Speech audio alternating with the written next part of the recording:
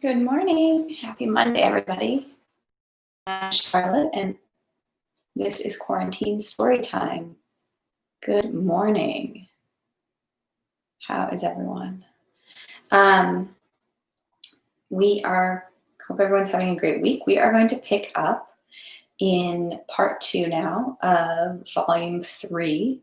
So that's volume 3, part 2. We're going to read section 1 and 2 this morning. And I hope everyone had a great weekend and hope you enjoy. Last thing that happened, obviously Napoleon's invading Russia.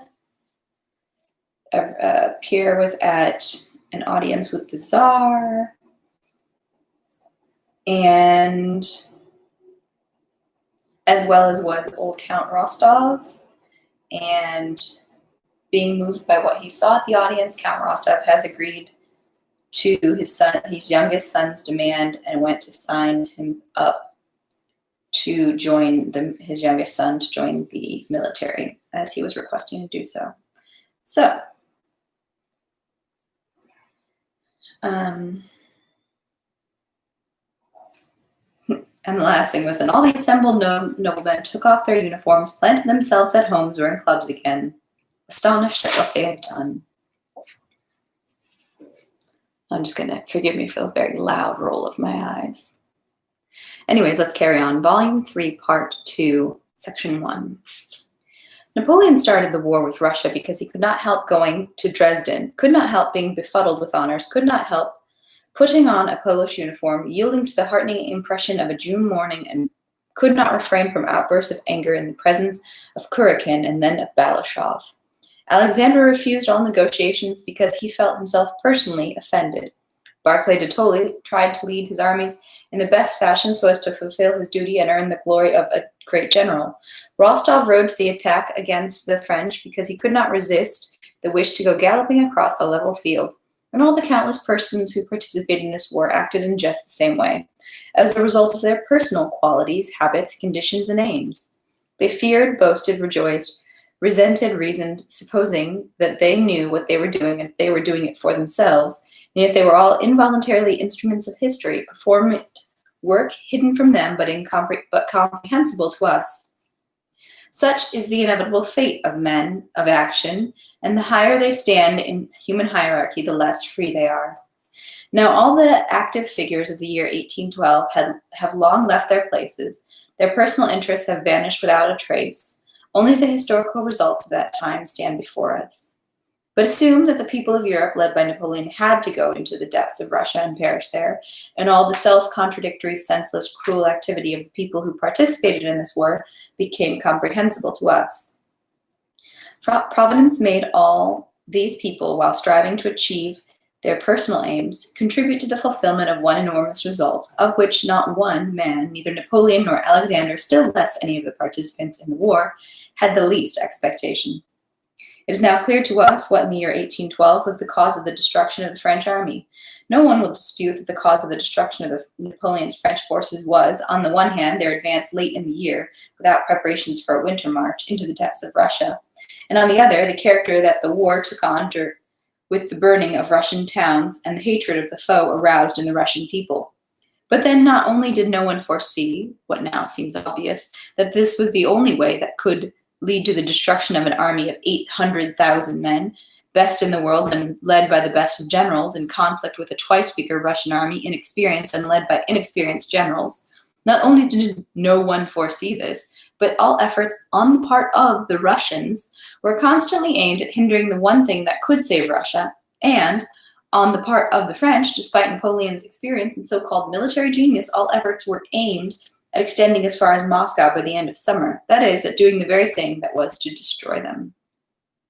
In historical writings about the year 1812, French authors like very much to speak of how Napoleon sensed the danger of extending his line, how he sought a battle, how his marshals advised him to stop at Smolensk,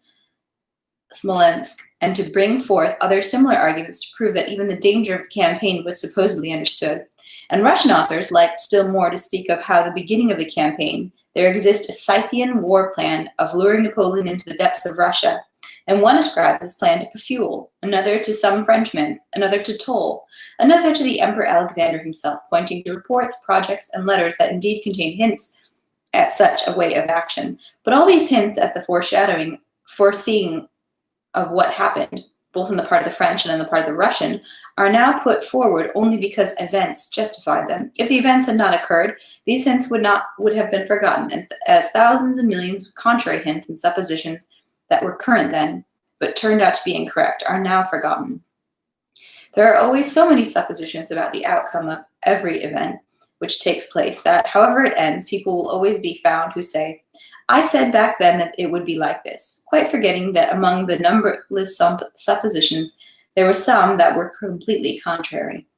The suppositions about Napoleon's awareness of the danger of extending his line, and on the Russian side about luring the army into the depths of Russia, obviously belong to this category, and it is only by greatly stretching a point that historians can ascribe such considerations to Napoleon and his marshals and such plans to the Russian commanders. All the facts completely contradict such suppositions. Not only was there no wish on the Russian side during the whole time of the war to lure the French into the depths of Russia, but everything was done to stop them from the moment of their entry into Russia. And not only was Napoleon not afraid of extending his line, but he rejoiced, as at a triumph, at his every step forward, and was very lazy, not as in his previous campaigns, in seeking a battle.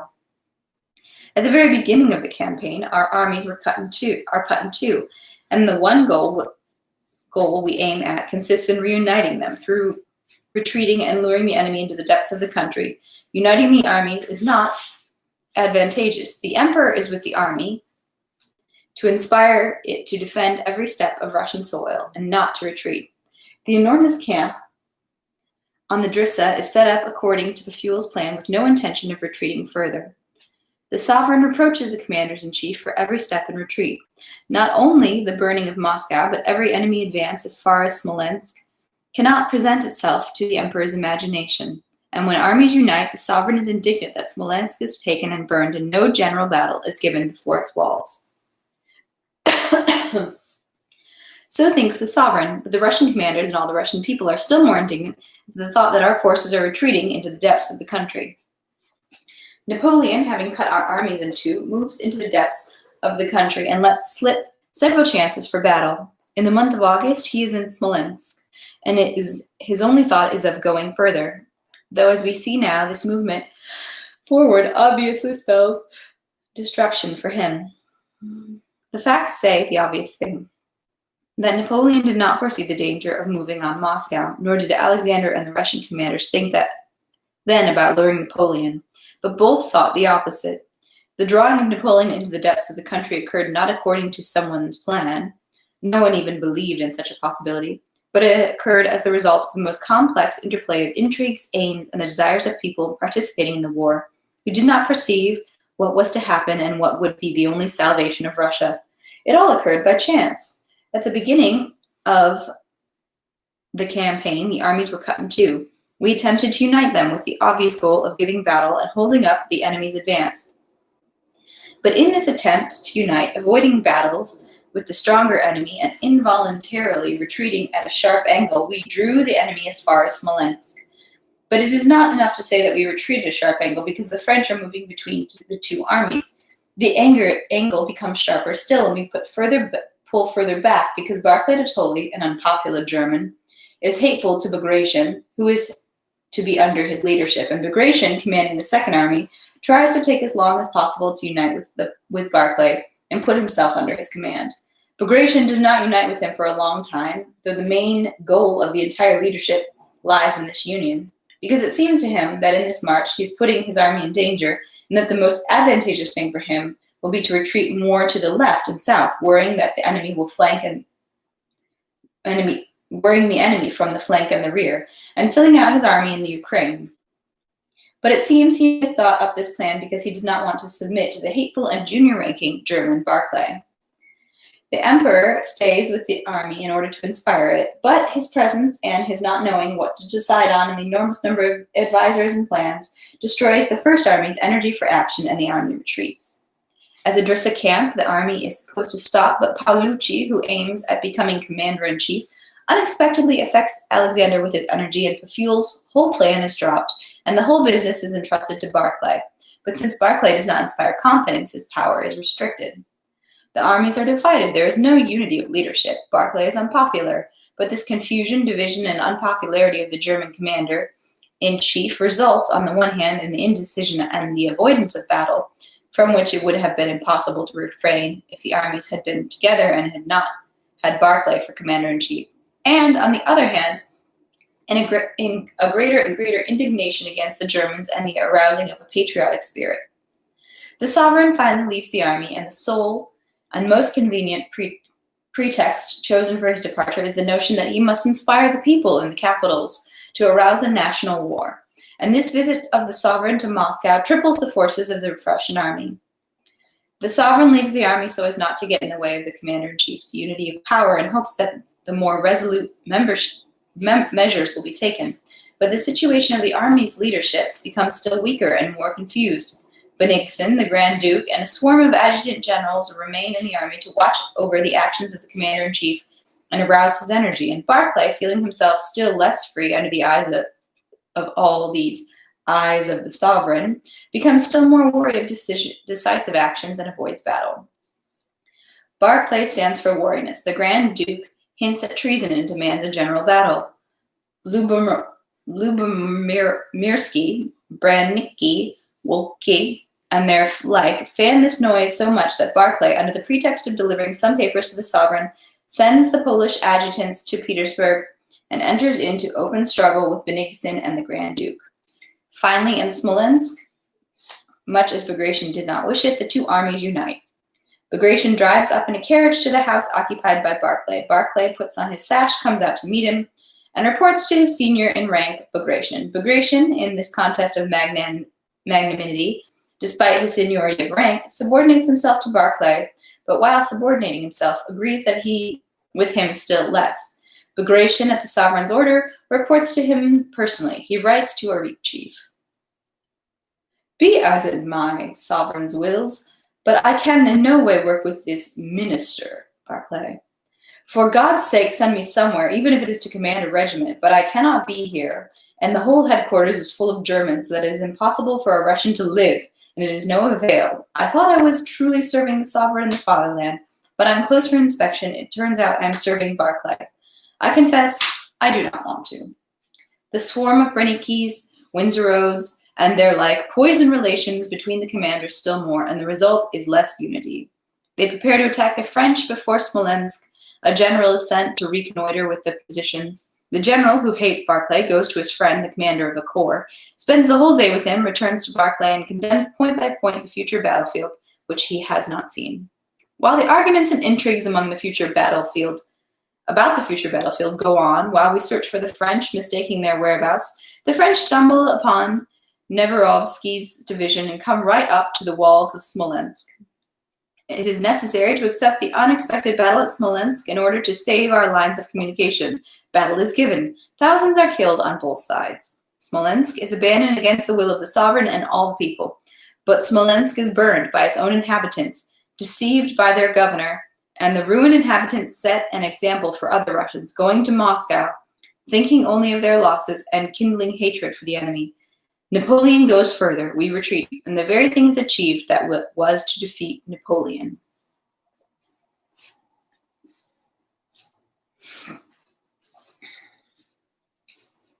Section 2.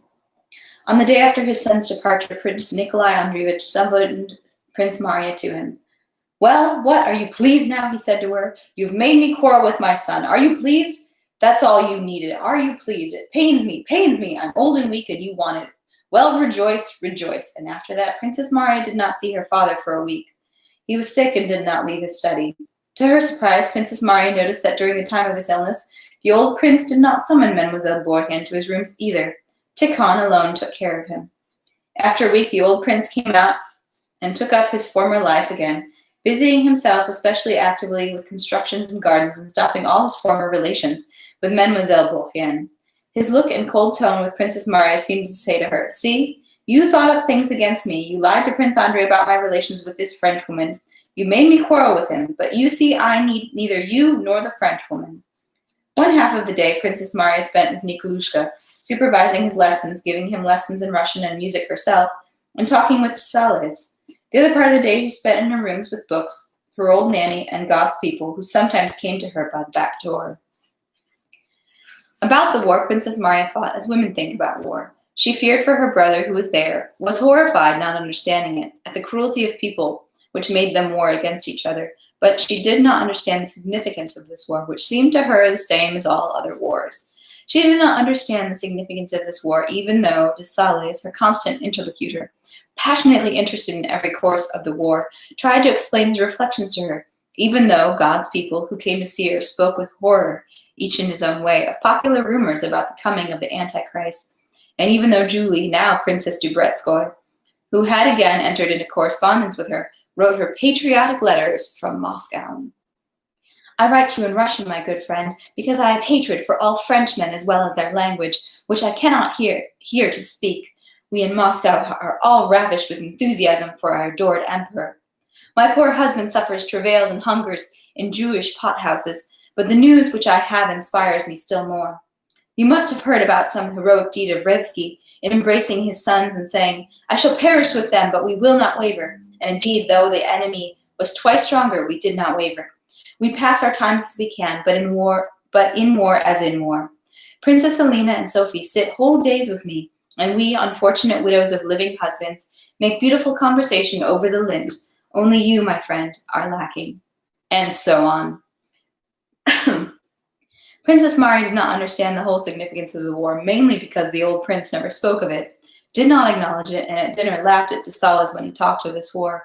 The prince's tone was so calm and assured that Princess Marya unreasonably believed him. For the whole month of July, the old prince was extremely active and even animated. He started a new garden and a new building, constructed for the servants. One thing that troubled Princess Marya was that he slept little, and having abandoned his habits of sleeping in the study, changed his sleeping place every day. One day he would order his camp bed, made up in the gallery. Then he would remain on the sofa or the Voltaire armchair in the drawing room, and doze off without undressing. While, instead of Mademoiselle Bourienne, the boy Petrushka read to him. Then he would spend the night in the dining room. On the 1st of August, a second letter came from Prince Andrei. In his first letter, which had come soon after his departure, Prince Andrei had humbly asked his father's forgiveness for what he had allowed himself to tell him, and asked to be restored to his favor. To this the old man had replied an affectionate letter. After that letter had distanced the Frenchwoman from himself. The second letter from Prince Andrei, written near Vitebsk after the French had occupied it, consisted of a brief description of the whole campaign, with a map drawn in the letter and reflections on the further course of the campaign. In this letter, Prince Andrei pointed out to his father the inconvenience of his position near the theater of war, directly in the line of movement of the troops, and advised him to go to Moscow.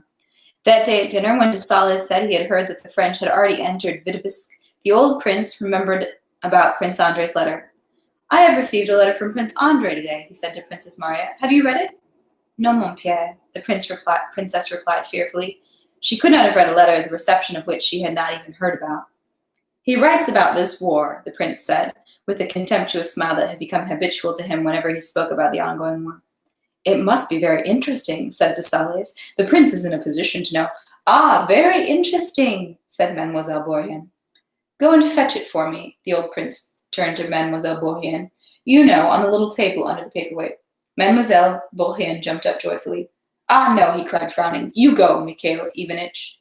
Mikhail Ivanitch got up and went to the study, but as soon as he left, the old prince looked around uneasily, threw down his napkin, and went himself. They can't do anything, they get it all muddled. While he was gone, Princess Marya, de Sales, Mademoiselle Bourienne, and even Nikolushka silently exchanged glances. The old prince came back with hurried steps, accompanied by Mikhail Ivanitch, with a letter and a plan which he had put down next to him, not letting anyone read them during dinner. Having moved to the drawing room, he gave the letter to Princess Marya and spreading out in front of him the plan of the new construction, at which he directed his eyes, told her to read it aloud. When she had read the letter, Princess Marya gave her father a questioning glance. He was looking at the plan, obviously immersed in his thoughts. What do you think of that, Prince? De Sales allowed himself to address him with a question. I, said the prince, as if unpleasantly awakened without taking his eyes from the construction plan. It's quite possible that the theater of war will get so close to us. Ha ha ha, the theater of war, said the prince. I have said, and I still say, the theater of war is in Poland, and the enemy will never penetrate beyond the Niemen. De Sales looked with astonishment at the prince, who spoke of the Niemen when the enemy was already in Dnieper. But Princess Maria, who had forgotten the geographical position of the Niemen, thought that her father had said was true. The snow will melt, they'll drown in the Polish swamps. Only they could fail to see that, said the prince, evidently thinking of the campaign of 1807, which took place, as it seemed to him, so recently. Bennigsen should have entered Prussia sooner, then things would have taken a different turn. But Prince, de Sales said timidly, the letter mentions Vitebsk. Ah, yes, the letter, the prince said with displeasure. Yes, yes. His face suddenly took on a dark expression. He paused. Yes, he writes that the French were crushed. By what river was it? De Sales lowered his eyes. The prince writes nothing about that, he said softly. He doesn't. Well, I didn't think it up myself. Everyone was silent for a long time. Yes, yes. So, Mikhail Ivanich, he said suddenly, raising his head and pointing to the construction plan. Tell me how you want to change it. Mikhail Ivanich went over to the plan, and the prince, having talked with him about the plan for the new construction, glanced angrily at Princess Maria and de Sales and went to his room. Princess Maria saw the embarrassed and astonished glance de Sales directed at her father, noticed his silence, and was struck to see that her father had forgotten his son's letter on the table in the drawing room. But she was afraid not only to speak and ask de Sales about the cause of his embarrassment and silence, but afraid even to think about it. In the evening, Mikhail Ivanich, sent by the prince, came to Princess Maria for Prince Andrei's letter, which had been forgotten in the drawing room. Princess Maria handed him the letter. Though it was unpleasant for her, she allowed herself to ask Mikhail Ivanich what her father was doing. He keeps bustling about, Mikhail Ivanich said, with a respectfully mocking smile, which made Princess Maria turn pale. He's very anxious about the new building. He read for a while, and now, Mikhail Ivanich lowering his voice, he's at his desk, must be busy with his will. Lately, one of the prince's favorite's occupation had been busying himself with the papers that were to be left after his death, and which he called his will. And Alpatych is being sent to Smolensk? Asked Princess Maria. That he is, ma'am. He's been waiting a long time. And that's where we will stop for today. A little short, but we'll pick it up again tomorrow. It's sad to see how the prince is aging because he's definitely losing some of his critical faculties. And were it like modern times, they would probably, arrange a caregiver, and he would probably take away some of his ability to, manipulate or control his life entirely. But as it is, he's still like the head honcho in the family, but he's like clearly losing his mental faculties. So that's kind of sad. And I think it's really interesting that Tolstoy writes about the war and that contrast between how we perceive things in hindsight and how he remembers things having been around it. And I can't remember if he was actually in the military or if he just had written down and recorded all the goings on in the country at the time. But because he started this book, I think before, I have to remember all the details, but I think he originally started it like before the War of 1812. So I think the war in 1812. But anyways, so I believe his writing is perhaps written more concurrent with the events, or at least his original writing, because then he rewrote it. But it definitely is interesting to see the contrast between what you see in hindsight versus what everyone remembers happening then, and then how that kind of gets affected by the hindsight. But as we now know, as has been proven, human memory is very subjective and easily manipulated. So anyways, and it's easy to just forget things that happen, especially if they no longer affect you. To that end, keep doing good out there. Keep fighting for justice. There is a lot of injustice happening. Israel is annexing more of Palestinian territories. So, yeah, basically, they can't even don't have the time to go into all of the way it's legally and morally wrong, but they are basically taking over Palestinian land, which is against a bunch of UN charters, and as they're forcing people out of their homes, and basically it's like apartheid going into genocide. So definitely need to call them out about that. So don't forget Palestine, because Israel's trying to remove it from the map. And by Israel, I mean the modern Israeli state, which is different throughout time. Also, still justice for Breonna Taylor. Of the people who shot her, only one of them has been even fired, and the rest and everything, and that's all that's happened. So get on that. Also, stay safe out there, guys. COVID-19 still out, and there's a lot of numbers spiking. Yeah, if we all just thought of other people and were cautious and disciplined ourselves, we would not be having so much of a problem. So those are my soapboxes for today. I hope you guys are out there doing great things. I'll see you tomorrow.